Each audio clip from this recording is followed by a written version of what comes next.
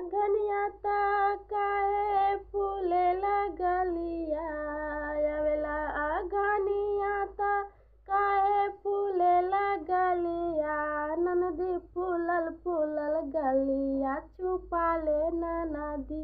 पियावा फूलल फूलल गलिया छुपा ले ननदी आवेला घनिया फूलला हो गलिया हो आवेलिया घनिया फूलले हो गलिया पियावा फूलल फूलल गलिया छुपा ले ननदी पियावा फूलल फूलल गलिया छुपा ले ननदी यहोया घनिया गईले या घनिया ननदा पचका लगा हो छुपा ले ननदी गईले या घनिया पचका लगलिया छुपा ले ननदी